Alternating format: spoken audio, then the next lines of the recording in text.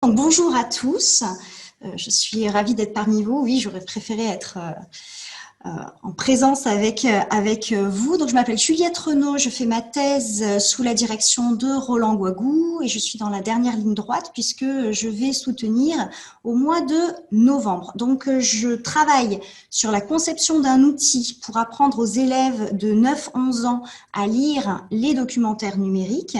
Et pour cela, je réplique la démarche de Guagou et Seb, celle qui leur a permis de bâtir leurs outils comme Lectorino, Lectorinet, Lector Lectrix, Naramus, pour pouvoir mettre à l'épreuve cette démarche. Je la réplique et c'est en vue de la théoriser. Donc ce matin, je vais vous présenter l'un des aspects qui m'a permis de définir les cibles de cet outil et il s'agit de l'analyse des difficultés des élèves. Alors, je suis partie sur un constat qui est celui issu de Peirce 2016, qui note de faibles performances pour lire et comprendre les textes documentaires. Donc là, je vous présente une infographie qui est issue du ministère français. Alors, on voit tout de suite sur cette infographie qu'il parle de textes informatifs. C'est l'évolution du score moyen des élèves pour la compréhension de textes informatifs. Donc moi, je ne vais pas du tout faire la différence entre les textes informatifs, les textes explicatifs. Moi, je vais les englober sous le terme de documentaire. Un documentaire, pour moi, c'est un texte qui explique quelque chose à quelqu'un et qui est textuellement hétérogène. Ça veut dire qu'il peut être composé de cartes, de schémas, d'un sommaire, de sous-titres. Voilà, et ça englobe tous les textes informatifs explicatifs. Alors, si on revient sur Peirce 2016, les faibles performances, depuis 2001, il y a une baisse qui est marquée sur les textes informatifs, sur les documentaires, et c'est contraire aux autres pays, où les autres pays, on n'observe pas du tout cette baisse. Donc très rapidement, nous, en France, nous sommes ici. Je vois la Belgique juste en dessous, petit clin d'œil. Et nous nous sommes demandé, oui, mais pourquoi? Alors, pas oui, mais pourquoi y a-t-il cette baisse? Ça, franchement, on n'en sait rien du tout. Mais pourquoi sommes-nous à l'antépénultième position? Donc, nous avons finalement réussi à faire trois hypothèses, trois explications qui ne sont valables que pour la France. Après, dans la discussion, on pourra voir si c'est aussi, ça s'applique aussi à la Belgique. Mais là, je vais vraiment parler de la France. Donc, la première explication, c'est un déficit d'enseignement. Il y a trop peu d'activités pour aider à la compréhension de l'écrit. Ça, c'est un constat de la DEP. La DEP, c'est notre direction de l'évaluation de la prospective et de la performance. Et c'est intéressant ce constat parce que ça va totalement à l'opposé de ce que les enseignants en disent. Les enseignants nous disent « Non, mais il n'y a pas du tout trop peu d'activités, on le fait tout le temps, ça, la lecture documentaire. Parce qu'on le fait en histoire, en géographie, en sciences. Donc, nous, on y passe un temps énorme. » Oui, mais finalement, ce qui est remarqué, c'est que oui, ils passent du temps, mais pour évaluer la compréhension des documentaires, ils font lire ces textes pour apprendre des choses en sciences, pour apprendre des connaissances en histoire, en géographie, mais finalement, à aucun moment, en France, ils n'apprennent à leurs élèves à lire ces textes. Et pourtant, c'est bien dans les programmes. Dans nos programmes français, on demande en français d'apprendre aux élèves à contrôler leur compréhension et à devenir des lecteurs autonomes. Alors, peut-être pourrait-il s'appuyer sur des outils, mais il y a aussi un déficit d'outils. Il y avait un appel de Crinon en 2012 qui disait qu'un immense chantier didactique était devant nous, qu'il fallait concevoir des outils, des progressions de la maternelle jusqu'à l'université pour pouvoir accéder à cette littératie étendue en y incluant la littératie numérique. Parce que pour l'instant, on est bien d'accord, je n'ai pas encore détaillé sur la littératie numérique. Toutes ces informations sont sur la lecture documentaire papier. Alors, voilà notre proposition pour répondre à ce triple déficit français, ce déficit d'enseignement, de cibles et d'outils. Nous avons décidé de concevoir un outil en conception continuée dans l'usage. C'est là où nous avons emprunté la démarche de conception de Guagou et Seb pour l'adapter à notre objet d'enseignement, un outil sur la lecture documentaire numérique. Donc c'est une toute petite parenthèse pour comprendre comment cet outil est bâti. Je vais aller assez vite. Donc on part des savoirs disponibles sur 3 revues de littérature. La première, c'est sur les processus et les difficultés d'apprentissage des élèves, afin de choisir des cibles. Qu'est-ce que nous allons travailler dans l'outil? Ensuite, on a une deuxième revue de littérature sur les techniques d'enseignement qui ont fait la preuve d'une certaine efficacité. Donc là, nous sommes énormément basés sur l'étude de Lafontaine, Dupont, Schillings, qui comparait à partir de Peirce 2016 les pratiques enseignantes. Et cela nous a permis de faire l'inventaire des caractéristiques didactiques et pédagogiques que nous allions privilégier dans l'outil. Et enfin, une troisième revue de littérature sur les pratiques habituelles des enseignants. Nous avons analysé leur activité pour pouvoir élaborer un modèle de l'utilisateur. Ça veut dire proposer dans l'outil des pratiques qui ne seraient pas trop éloignées de ce qu'ils font déjà. Et ces 3 revues de littérature nous ont permis d'élaborer un premier prototype de notre outil qui s'appelle #LectureDoc, qui finalement est un compromis entre le souhaitable du point de vue de la recherche et le réalisable du point de vue du terrain. Et je vous fais grâce des autres étapes, mais pour les autres étapes, l'outil est testé en classe pendant 3 années consécutives avec des enseignants. Alors là, ce que vous voyez, ce n'est pas une enseignante en fond de classe, mais une co-conceptrice où les modifications sont élaborées avec les enseignants. Donc, ce matin, je ne vais me pencher que sur cette première revue de littérature qui était sur les processus et les difficultés d'apprentissage des élèves pour choisir des cibles. Donc, moi, je ne parlais que de ça ce matin.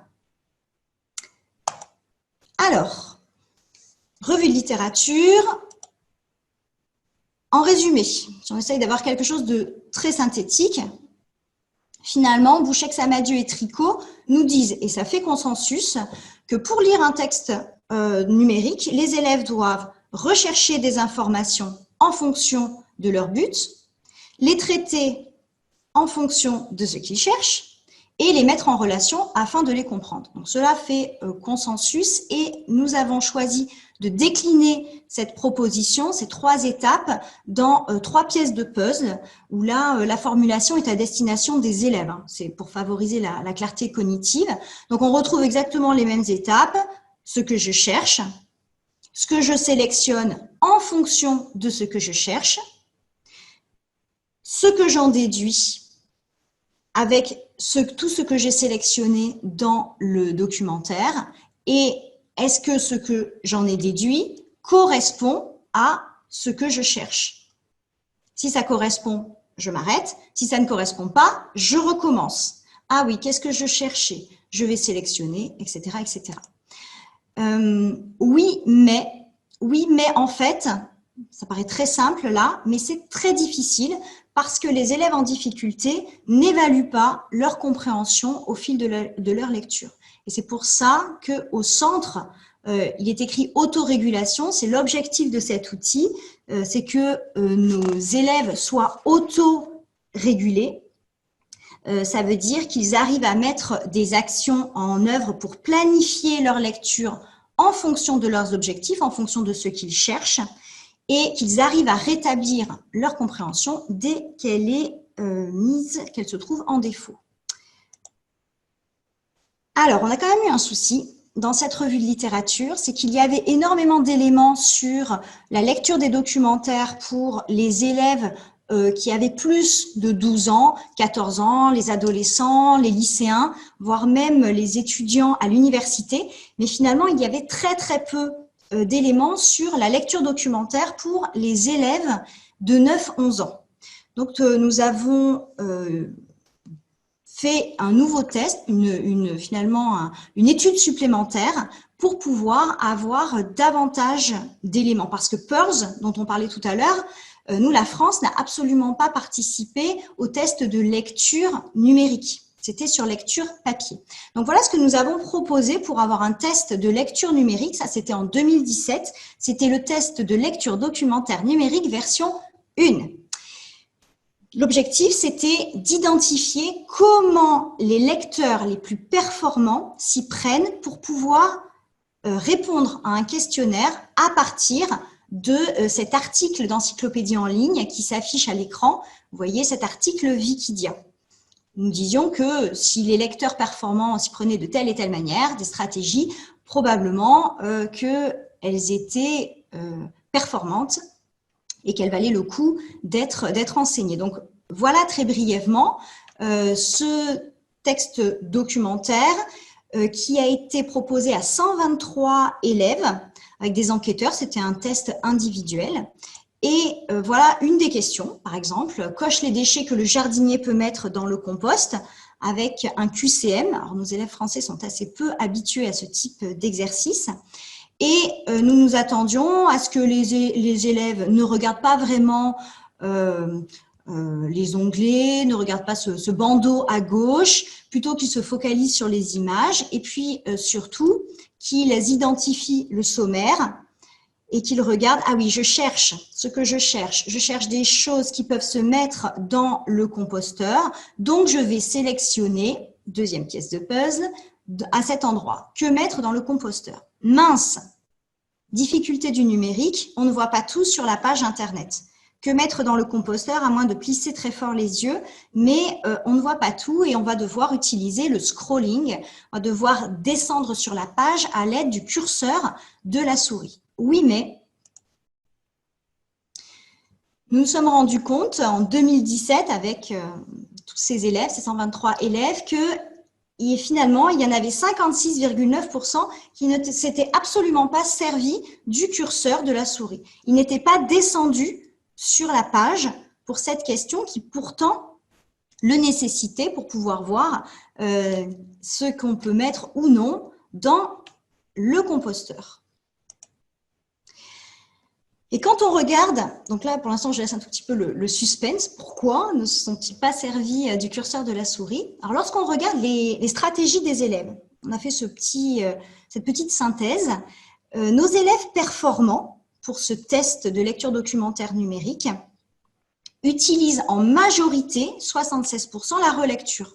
Puis ça tombe bien parce que ces élèves performants, en général, sont de très bons décodeurs. Ils lisent très facilement, ils décodent facilement. Donc, relire, ça ne leur fait pas peur. Il n'y a pas de problème, même si ces articles d'encyclopédie en ligne, on l'a dit, ce sont des textes hétérogènes, il y a beaucoup d'éléments, souvent beaucoup de textes d'encadrés.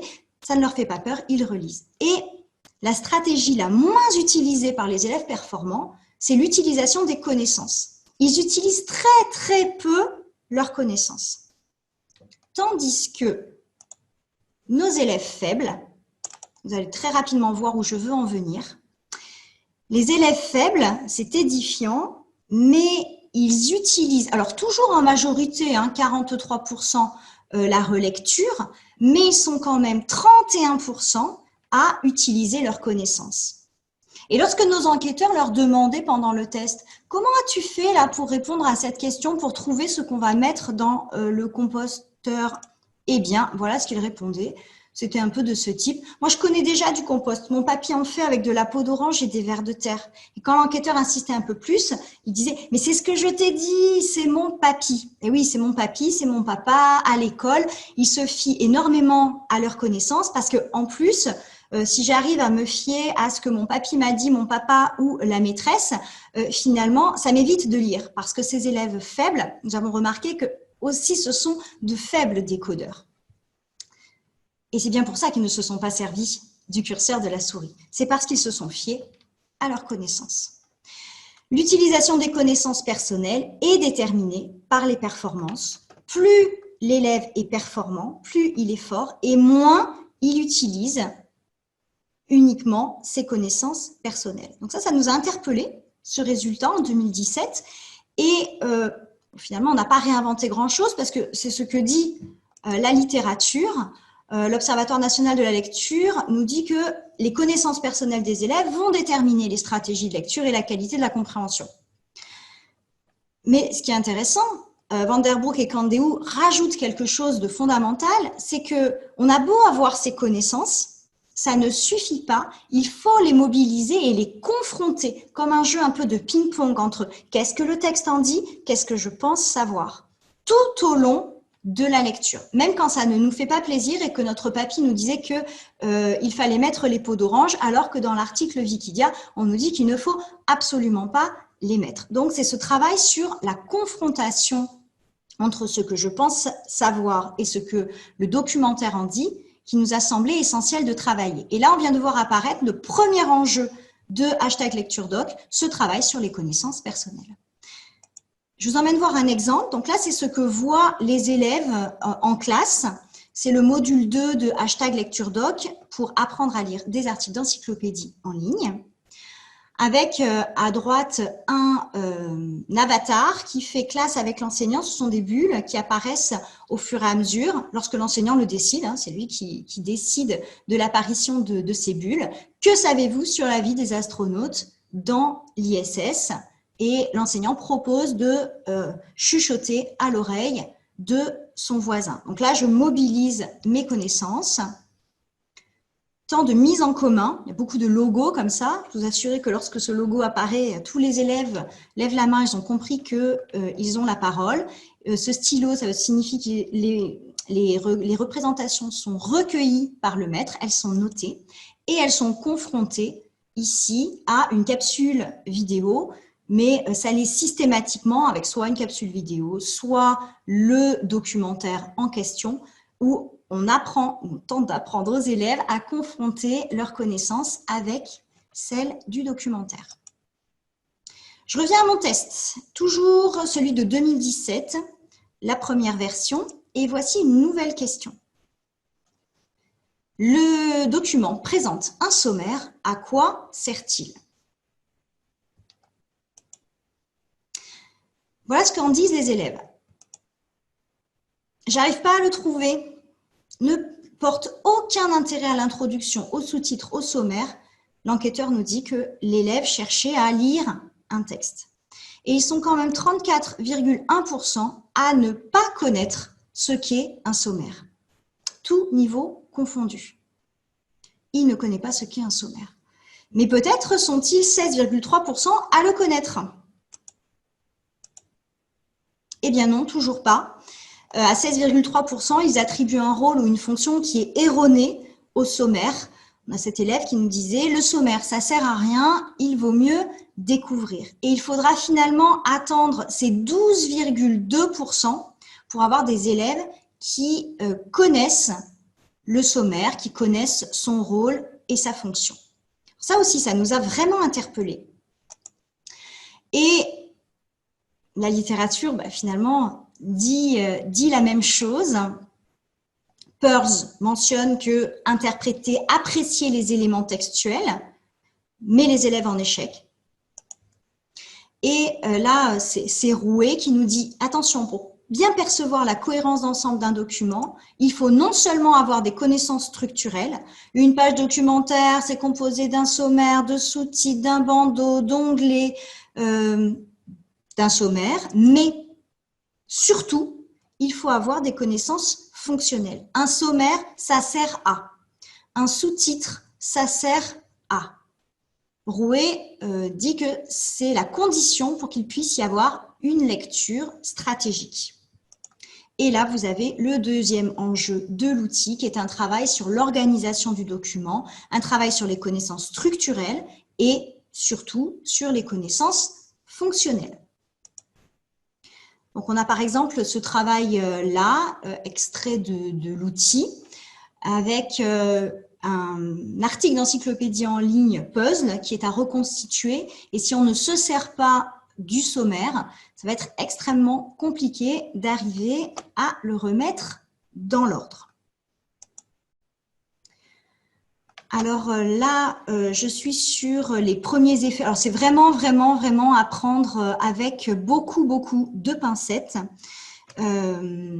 Parce que il y avait assez peu d'élèves. Là, vous voyez, c'était à peu près le même test pour la version 2. Mais c'était vraiment très exploratoire. Cette année, nous n'avons pas pu mener à bien notre test LDN V3 à cause du Covid. Donc là, 37 élèves pour le groupe témoin, 37 élèves pour le groupe expérimental, pour ceux qui ont utilisé Lecture Doc. Donc vraiment, c'est à prendre avec beaucoup de pincettes. Mais tout de même, on avait 32% au début de l'année au pré-test qui connaissaient le sommaire. Ils sont 92% à la fin de l'année. Alors, c'est à relativiser aussi, hein, parce que dans le groupe témoin, il n'y a pas eu d'enseignement spécifique de la lecture documentaire et pour autant, on passe de 24% à 46%. Donc, sans rien faire, ils ont aussi progressé. En revanche, ce qui nous intéresse beaucoup, c'est ceci-là. Connaître et utiliser l'organisateur mentionné. Est-ce qu'ils l'utilisent, le sommaire? Est-ce que ça fait partie de leur lecture stratégique? Ils étaient 8% en début d'année au pré-test et ils sont 75% lors du post-test. Donc, voilà, on va dire que ce sont des résultats qui sont encourageants. Et il y a 0% d'élèves qui attribuent un rôle ou une fonction erronée à l'organisateur textuel, donc au sommaire, hein, ça ne portait que sur le sommaire. Et ne pas connaître le sommaire, 0% aussi. On voit quand même qu'il y a eu un effet de l'outil. Donc finalement, si on résume, j'arrive au bout, ça y est, c'est terminé. Les cibles visées, je vous les ai présentées. Elles sont nourries de ce premier enjeu sur l'organisation du document et de ce deuxième enjeu sur les connaissances personnelles qui nourrissent ces cibles d'autorégulation à travers les 4 modules de hashtag lecture doc. Et finalement, pour conclure, lire un documentaire, c'est savoir quoi chercher, savoir comment chercher, savoir où chercher, savoir recommencer, savoir mettre en lien. Et c'est un enseignement qui est indispensable, car comprendre dépend de tout cela à la fois. Je vous remercie.